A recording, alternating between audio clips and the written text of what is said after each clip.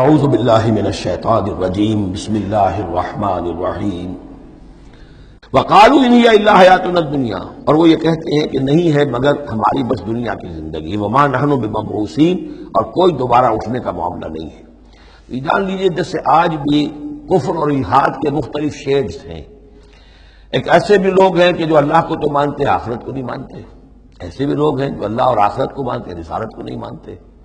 تو اس وقت بھی ایک اکثر جو تھے قریش کے لوگ اور جو مشرکین عرب تھے وہ آخرت کو مانتے تھے، باس بعد الموت کو مانتے تھے، لیکن یہ کہتے تھے کہ ہمیں فلاں چھٹوا لے گا، فلاں بچا لے گا، ہمارے وہ جو ہیں حمایتی ہیں وہ مددگار ہیں۔ لیکن کچھ طبقہ ان میں ایسا بھی تھا کہ جو جیسے آج کل کے ہمارے ملحد ہیں کہ نہیں کوئی زندگی نہیں ہے، مادہ پرستی جس کو ہم کہتے ہیں الحاد، کہ بس یہی زندگی ہے، کوئی اور زندگی نہیں ہے۔ تو یہ ان لوگوں کا تذکرہ ہے۔ وقالوا ان ہی الا حیاتنا الدنیا وما نحن بمبعوثین، وہ کہتے ہیں کہ نہیں ہے بس سوائے اس دنیا کی زندگی کے، اور ہم نہیں اٹھائے جائیں گے دوبارہ۔ ولو تری اذ وقفوا علی ربہم، اور کاش کہ تم دیکھ سکتے جبکہ یہ کھڑے کیے جائیں گے اپنے رب کے سامنے۔ قال الیس ھذا بالحق، اس وقت اللہ پوچھے گا یہ حق ہے یا نہیں؟ تم کہتے تھے نہیں دوبارہ اٹھایا جائے گا، اٹھائے ہو کہ نہیں؟ وَلَوْ تَرَىٰ إِذْ وُقِفُوا عَلَىٰ رَبِّهِمْ قَالَ أَلَيْسَ هَٰذَا بِالْحَقِّ قَالُوا بَلَىٰ وَرَبِّنَا، پھر وہ کہیں گے کہ کیوں نہیں، اور تیرے رب اے رب تیری قسم ہے کہ یہ تو حق ہے۔ قَالَ فَذُوقُوا الْعَذَابَ بِمَا كُنتُمْ تَكْفُرُونَ، تو وہ کہے گا کہ اب مزہ چکھو عذاب کا اپنے کفر کی پاداش میں۔ قَدْ خَسِرَ الَّذِينَ كَذَّبُوا بِلِقَاءِ اللَّهِ، بڑے گھاٹے میں پڑ گئے، تباہ و برباد ہو گئے وہ لوگ جو اللہ سے ملاقات کے انکاری ہیں، جو جھٹلا رہے ہیں کہ نہیں کوئی پیشی نہیں، کوئی ملاقات نہیں، کوئی حاضری نہیں۔ حتیٰ اذا جاءتهم الساعة بغتة، یہاں تک کہ جب وہ وقت آ جائے گا ان پر اچانک۔ اب یہ الساعہ گھڑی ایک شخص کے لیے یہ موت ہے، اور عام دنیا کے لیے پھر جب پوری قیامت کا وقت آئے گا، عام طور پر قیامت کی مراد لی گئی ہے۔ اذا جاءتهم الساعة بغتة، اچانک آ جائے گی قیامت۔ قالوا یا حسرتنا علی ما فرطنا فیہا، تو وہ کہیں گے ہائے افسوس ہم سے کتنی کوتاہی ہوئی اس کے بارے میں، ہم نے قیامت کو جھٹلایا اور یہ قیامت تو حق بن کر سامنے آ گئی۔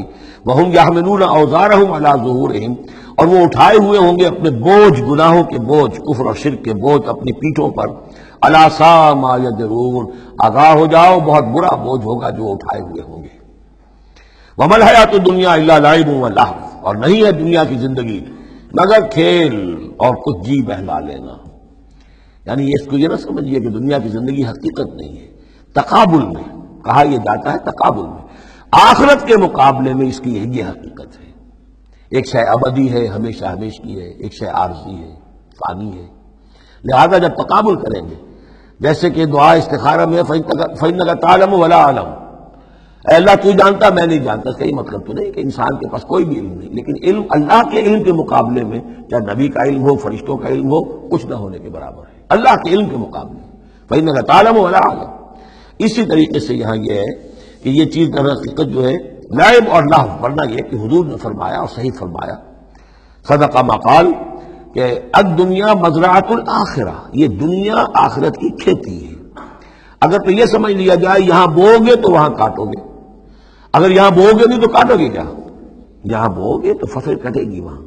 تو یہ تعلق ہے دنیا اور آخرت کا، تو اس اعتبار سے دنیا ایک حقیقت ہے، امتحانی وقفہ ہے۔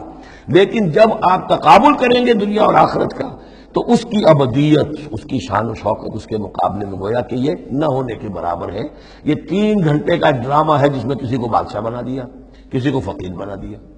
وہ ڈرامہ ختم، نہ بادشاہ صاحب بادشاہ ہیں اور نہ فقیر صاحب فقیر ہیں، وہ باہر جا کر کپڑے بدل کر وہ ایک ہے، ایک جیسے ہیں سب کے سب۔ یہ ہے صورت۔ وَلَلدَّارُ الْآخِرَةُ خَيْرٌ لِّلَّذِينَ يَتَّقُونَ، اور یقیناً آخرت کا گھر جو ہے، آخرت کا گھر بہتر ہے ان لوگوں کے لیے کہ جو اللہ کا تقوی اختیار کریں۔ افلا تعقلون، تو کیا تم عقل سے کام نہیں لیتے؟ صدق اللہ العظیم۔